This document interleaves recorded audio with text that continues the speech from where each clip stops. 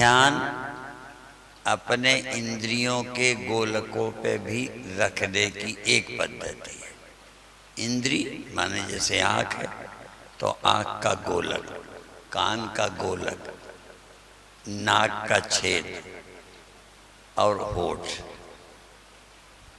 इन इंद्रियों के गोलकों पर ध्यान लगाना, परंतु विषय पर ज्यादा ध्यान नहीं देना। माने कान पर ध्यान लगाना, आवाज आएगी पर सुनने का महत्व नहीं है, कान में रहने का, आंख में रहना, देखने का कुछ नहीं, दिखाई दे न दे पर आंखों पर ध्यान टिकाना। ऐसे ऐसे स्किन, शरीर की त्वचा पर ध्यान देना।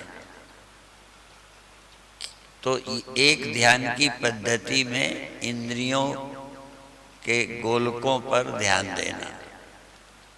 दूसरा, शरीर के भीतर चक्र है, स्वाधिष्ठान है, मणिपुर है, मूलाधार, स्वाधिष्ठान, मणिपुर, अनाहत, विशुद्ध चक्र, आज्ञा चक्र, सहस्रार। सहस्रार इसको कहते हैं, आज्ञा चक्र इसको कहते हैं। इसके बहुत नाम हैं। स्वर के हिसाब से बाईं श्वास के छेद की जाने वाली श्वास को ईड़ा, दाहिनी तरफ वाली को पिंगला, और दोनों जहां मिलती हैं उसको सुषुम्ना कहते हैं। उदाहरण में हम दिया करते हैं, प्रयागराज में दो नदियां दिखाई देती हैं, गंगा और जमुना, और दोनों जहां मिलती हैं वो दिखाई नहीं देती, उसको सरस्वती बोलते हैं। तो जहां उस दृष्टि से प्रयागराज है, ऐसे ही एक प्रयागराज कथा में भी होता है। उस कथा के प्रयागराज को क्या कहते हैं? ये करना, ये न करना, ये जमुना है। विधि निषेध मय कलिमल हरनी, कलयुग के मैल को धोने वाली नदी है जमुना। तो कली में जो मैल लगता है तो जमुना हो गई, और भक्ति क्या है? गंगा हो गई, और दोनों जहां मिलती हैं वहां सरस्वती हो गई। तो कथा की सरस्वती और योग की, योग में बाएं दाएं दोनों जहां मिलती हैं, ये तो ये योगियों का प्रयागराज ये है। कथा का प्रयागराज, भक्ति की कथा गंगा। ये नहीं करना, ये करना, समझ करके बुरे का त्याग, अच्छे कर्म करना, ये यमुना कथा की। और जब ब्रह्म की, आत्मा की चर्चा करो तो ये हो गई सरस्वती। तो तीन नदियां कथा में भी हैं और तीन नदियां योग में भी हैं। तो बायां छेद, दायां छेद और दोनों मिलते हैं, ये त्रिवेणी संगम। तो जब यहां ध्यान टिकाओ, समझो आप प्रयागराज पहुंच गए। और एक और बताया करते हैं, प्राणायाम तीन तरह का है। तो योग ज्ञानियों का प्राणायाम क्या है? तो श्वास के छोड़ने को क्या बोलते हो? रेचक। श्वास निकालने को रेचक बोलते हैं, श्वास भरने को पूरक बोलते हैं, और रोकने को कुंभक बोलते हैं। तो ज्ञानियों का क्या है? वो कैसे करें? निषेधनम प्रपंचस्य रेचकाख्या समीरिता। प्रपंच का निषेध, ये मैं नहीं हूं, ये मैं नहीं हूं, दृश्य का, प्रपंच का अपने से निषेध करना, निकालना, ये मैं नहीं हूं। तो ये रेचक है। ज्ञानियों का रेचक है दृश्य प्रपंच से को अपने मैं से अलग समझना। समझो ये निकाल दिया, ये रेचक हो गया। और ब्रह्मैवास्मीति या वृत्ति पूर्व को वायु रुच्यते, मैं चैतन्य हूँ, मैं साक्षी हूँ, मैं आत्मा हूँ, मैं ब्रह्म हूँ, ये विचार करना समझो पूरक है। भरना मैं क्या हूँ ये पूरक, जो मैं नहीं हूँ ये रेचक, और रेचक करके और मैं ब्रह्म हूँ, चैतन्य हूँ, इस वृत्ति में ठहर जाना, ये कुंभक हो गया। उसी स्थिति में थोड़ी देर रुकना। अब एक चीज कहकर ध्यान कराएंगे।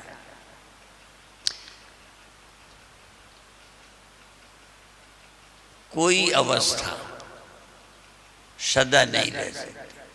अवस्थाओं के नाम बताते हैं, जागृत, स्वप्न, सुषुप्ति, तुरिया।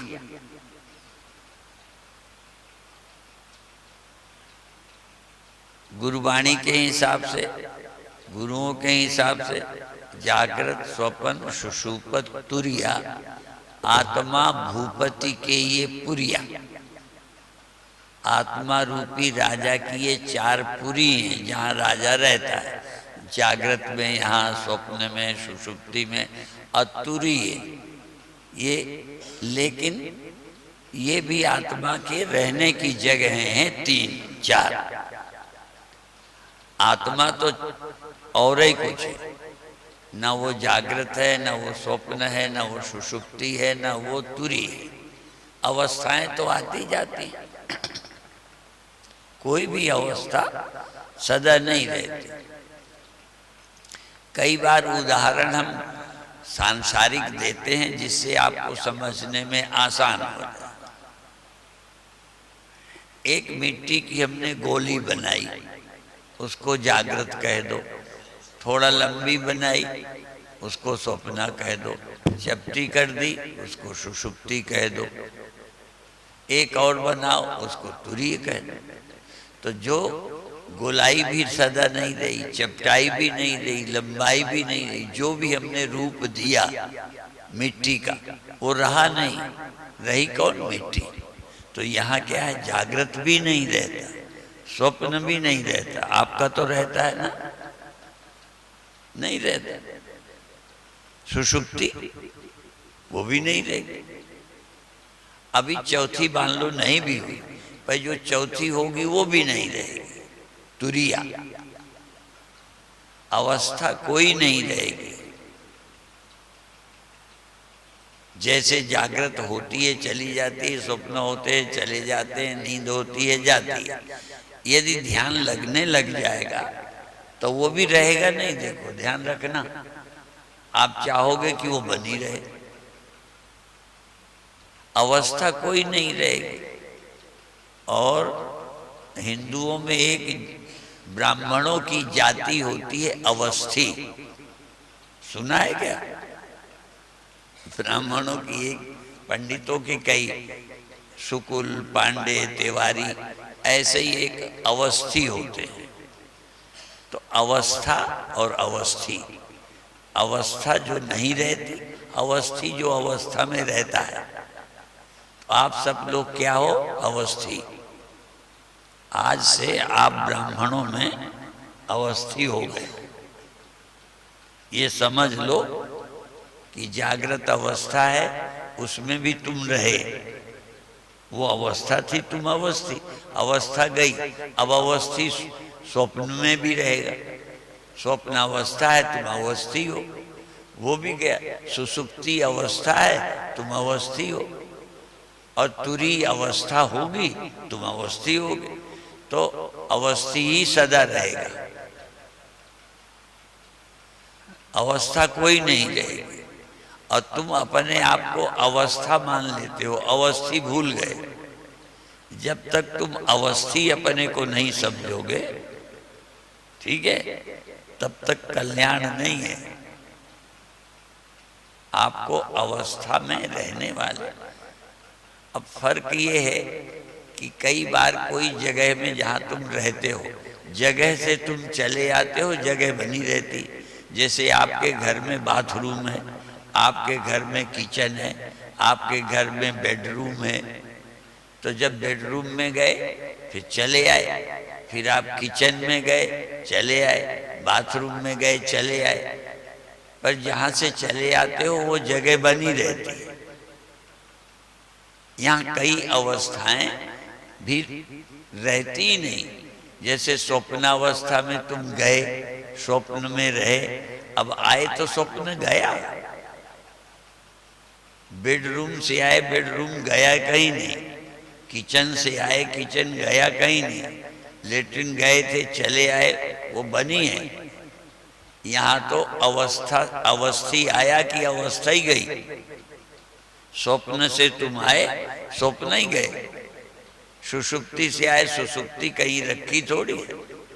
ऐसे ही तुरीय अवस्था आएगी और तुम वो चली जाएगी। सदा रहने वाले तुम ही हो, कोई अवस्था नहीं रहती। और भगवान शंकर का एक उदाहरण हम दिया करते हैं और तुमको भी यही बताएंगे। जब आप अपने स्वरूप में स्थित हो जाएंगे तो जब जब कोई मन में गड़बड़ आए तो सावधान। तो शंकर भगवान को विकार आया तो उन्होंने क्या कहा, तब शिव तीसर नयन उघारा, चितवत काम भयो जरि छारा।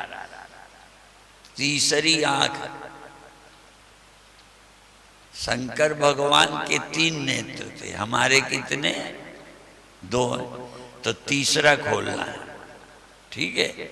और तीसरा आंख, अब भगवान के देखो 3 आंखें थी, तो उन्होंने क्या किया, वो बंद रखते थे। जैसे ये आंखें भी तो आप कभी बंद करते हो ना, आंखें बंद कर ली, सोते हो बंद कर लेते, फिर खोल लेते हो। तो शंकर भगवान के 3 नेत्र से 2 खुले रखते थे, 1 बंद रखते थे। जब जरूरत पड़ी खोल ली। तो आज आपका तीसरा नेत्र खोलने की कोशिश करेंगे, खोलने की नहीं, बनाने की।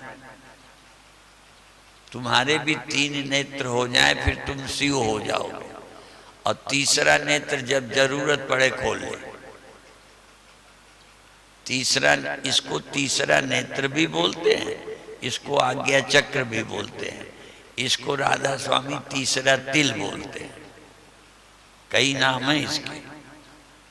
आज्ञा चक्र, थर्ड आई, तीसरी आंख। तो इस तीसरी आंख तो अभी आपको बनानी है। बनाने का उपाय क्या है? आप अभी भ्रामरी कर रहे थे ना, भ्रामरी करते समय ये तो विधि है ही ऐसे।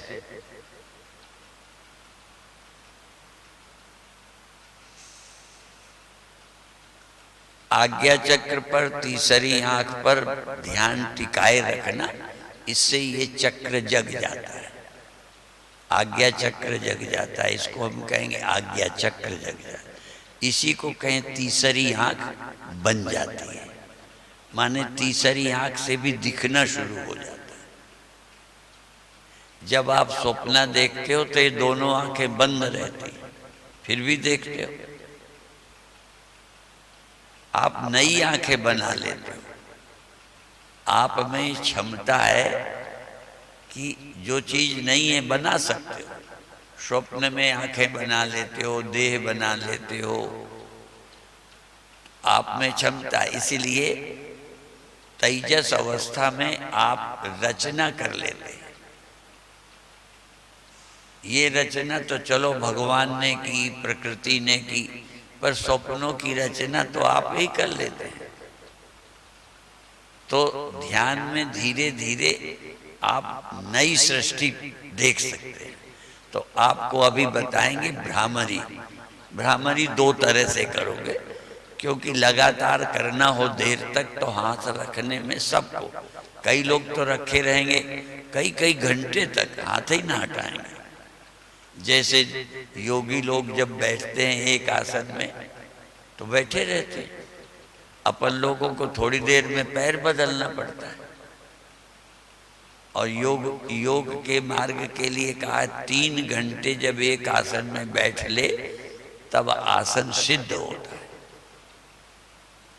3 घंटे तक बिना पीड़ा के एक आसन पे बैठ सको तो आसन आपका सिद्ध हो गया। एक तो सिद्धासन होता है ना, एक आसन का नाम सिद्धासन है। और कोई भी आसन सिद्ध हो जाए तो सिद्धासन हो गया। फलासन, कई को क्या बोलेंगे, पैर मोड़ के जो बैठते हो, वज्रासन। तो कई का वज्रासन सिद्ध हो जाए। मैं पहले वज्रासन में प्रवचन करता था, तो पूरे प्रवचन में बैठा रहता था। अब तो शरीर अकड़ गया तो वज्रासन में बैठना ही बड़ा मुश्किल। देर तक छोड़ो, मुड़ते नहीं। बुढ़ापे का लक्षण क्या है? लचीलापन कम हो गया, सब जो बूढ़े हो रहे हैं। बचपन में लचीलापन होता है, यदि लचीलापन बनाए रखो तो बूढ़े नहीं होगे। इसलिए आसन करते रहोगे, लचीले बने रहोगे। तो खैर, तो आसन सिद्ध होने का मतलब है कोई वज्रासन सिद्ध कर ले, कोई पद्मासन सिद्ध कर ले, कोई भी आसन सिद्ध कर सकता है। माने 3 घंटे एक आसन में रह ले तो आसन सिद्ध हो गया। और शरीर में पीड़ा ना हो। स्वस्थ व्यक्ति की पहचान क्या है? शरीर हल्का मालूम पड़े, अपना ही शरीर अपने को बोझ न लगे। जब अपना ही शरीर अपने को लगता है लेके चलने में थक रहे, उठने में थक रहे, समझो।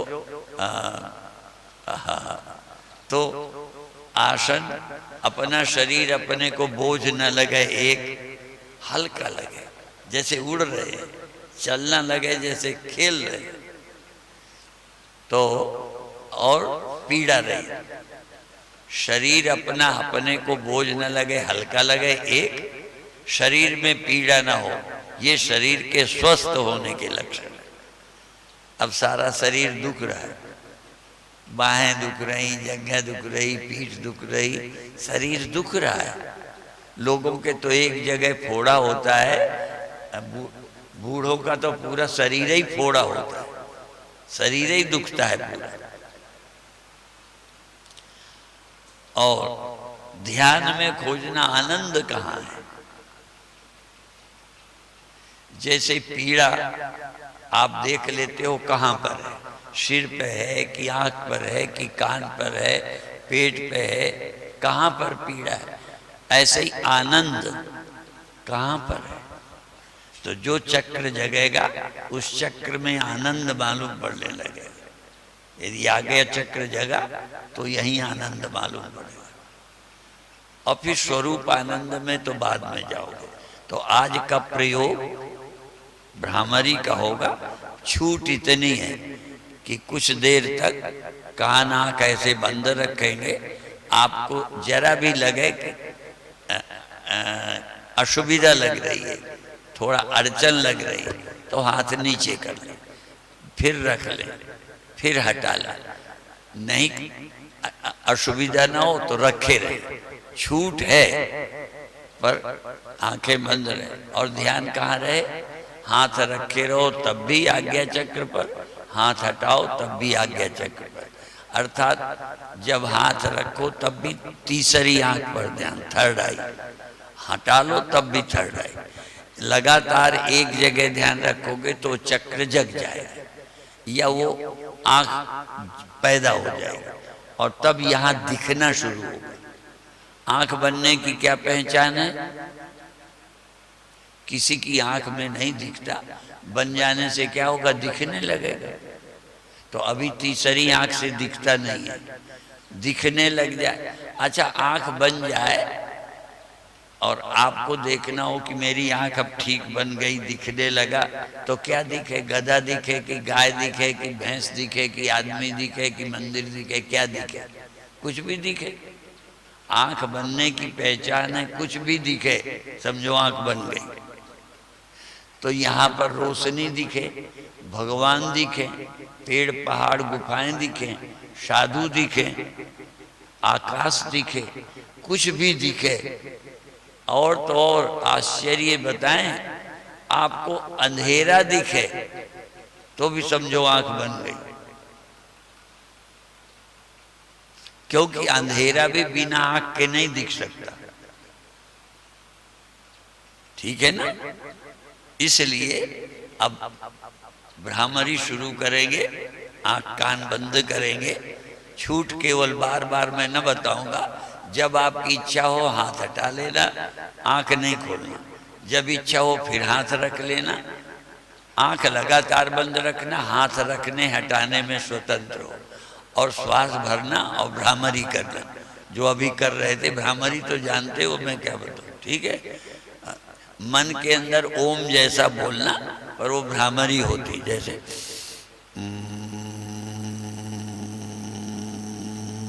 हाँ शुरू करो, आंख बंद करो।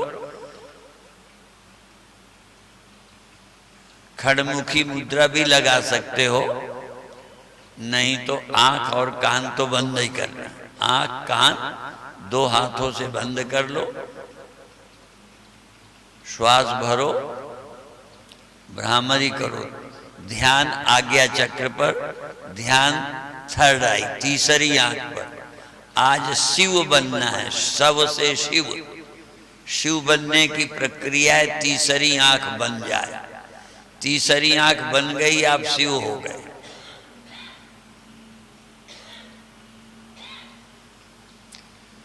पूरा ध्यान तीसरी आंख पर, पूरा ध्यान 100%, 100%।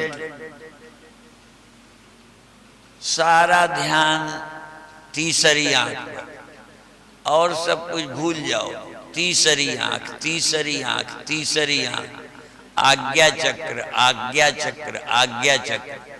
तीसरा तिल, तीसरा तिल, तीसरा तिल।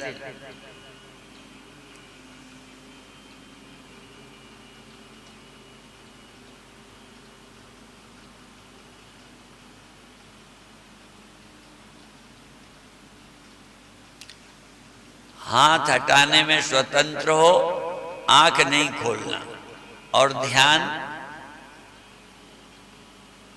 तीसरी आंख पर ही रखना है। तीसरी आंख, तीसरी आंख, तीसरी आंख। अंदर के पट तब खुलें जब बाहर के पट दे। ये आंखें बंद होंगी तब तीसरी खुलेगी।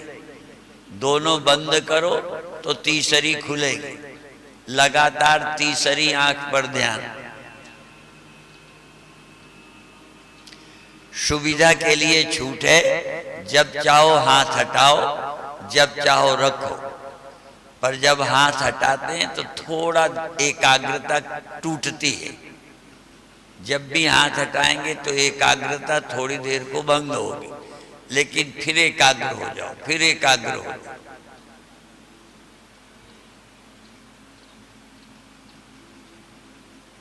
और एकाग्र का एक शाब्दिक अर्थ भी है। एक ही हो आगे जिसके, उसका नाम एक अग्र। एकाग्र माने आपके आगे ध्यान में एक ही चीज बनी रहे, अर्थात आज्ञा चक्र ही लगातार आपके ध्यान में है तो आप एकाग्र हैं।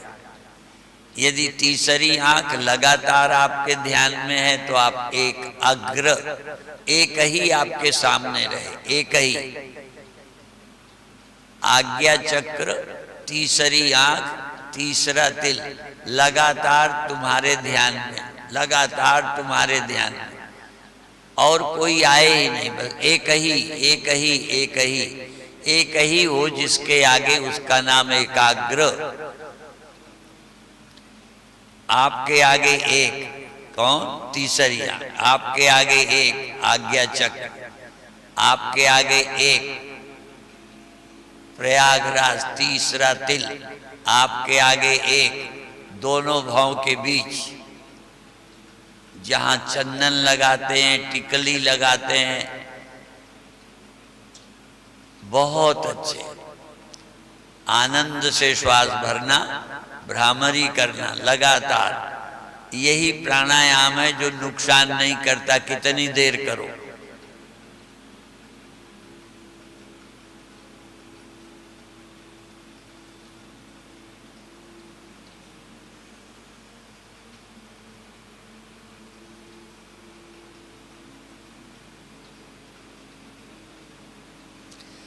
आप अपने ध्यान को पकड़ो, आप अपने ध्यान को अनुभव करो कि आप सुन ज्यादा रहे हो या देख ज्यादा रहे हो। ध्यान आपका सुनने में है या देखने में? सुनना भी एक ध्यान है, पर आज के ध्यान में देखना है, देखना है, देखना है, क्योंकि तीसरी आंख का जन्म देना है, तीसरी आंख पैदा करना है। लगातार देखो देखो देखो देखो, और तो सब ऐसे ही है। मुख्य बात है देखना। तीसरी आंख जन्म देने के लिए लगातार एक एक सेकंड सावधान, एक एक सेकंड सावधान, देख रहे हो, देख रहे हो, देख रहे हो। आपका एक ही मंत्र है क्या?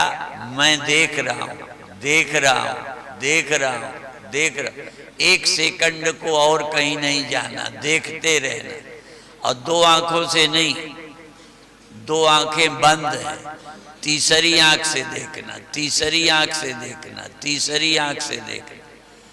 कोशिश करोगे तो तीसरी आंख का जन्म हो जाएगा।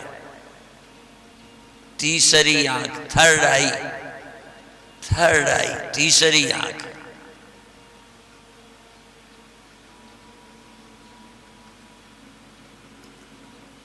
बहुत अच्छे, बहुत अच्छे।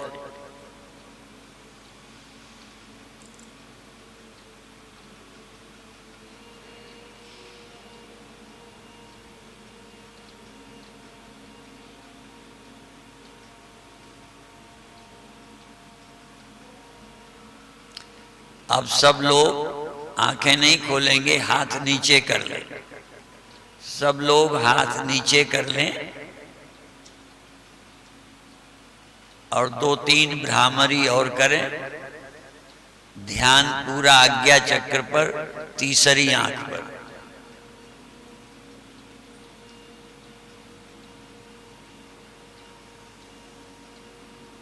अब ध्वनि भी धीमी कर लें, ध्वनि धीमी कर लें। देखने पर जोर पड़े, देखना, देखना, देखना।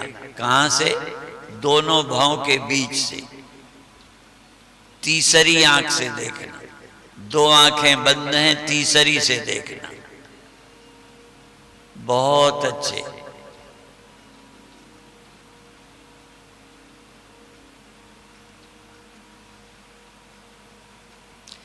अब भ्रामरी बंद कर दें, भ्रामरी बंद कर दें। शांत, बिल्कुल शांत। और एक बार बिना भ्रामरी के सहज श्वास चले। अपनी आंखें फिर उंगलियों से बंद करें, उंगली से आंख बंद करें और तीसरी आंख खोलने की कोशिश करें। दो आंखें बंद, तीसरी खोलो। और अपनी उंगली से कभी आंख की पलक, आंख के ऊपर जोर मत डालें। आंख का जो निचला भाग है, जो बाल होते हैं आंख में, जिनको बरौनी अपन बोलते हैं, उनको दबाएं, आंख को नहीं दबाएं। आंख की जो पलक झपकती है, उस छोटे से हिस्से को जो किनारे किनारे पलक के हैं, उनको दबाओ। निचले भाग में दबाव पड़े। आंख के ऊपर जो कौड़ी सी है, उस पर दबाव नहीं पड़े। निचले भाग में दबाव डालें। आज्ञा चक्र में देखने की कोशिश करें, तीसरी आंख से देखने की कोशिश करें। और हो सके तो छोटे बच्चे जब नींद से उठते हैं तो अपनी आंखों को सहलाते हैं।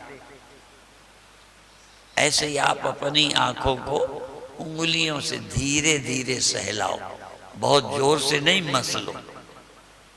अपनी पलक को, अपनी आंख की ऊपरी त्वचा को सहलाओ और देखते रहो, सहलाते रहो, देखते रहो। फिर रुक जाओ, देखते रहो, फिर सहलाओ, देखते रहो, आंखें सहलाओ, देखते रहो, और फिर रुक जाओ, सहलाना बंद करो, तब भी देखते रहो। पूरा ध्यान तीसरी आंख खोल लेंगे। तीसरी आंख दोनों भौं के बीच, जागो जागो जागो और देखो, जागो और देखो। तुम जहां रहोगे, मन जहां रहेगा, वही चक्र जाग जाएगा। एकाग्रता से शक्ति जागृत हो जाती है। दोनों भौं के बीच में एकाग्र होगे तो तीसरी आंख पैदा हो जाएगी।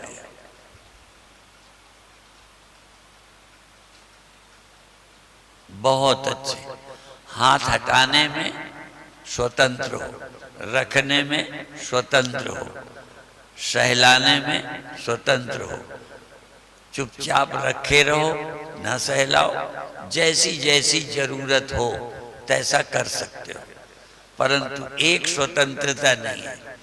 पूरा पूरा ध्यान, पूरी सुरति, पूरी एकाग्रता एक जगह दोनों भावों के बीच में। अब 2 मिनट लगातार देखना है। अब हाथ नीचे,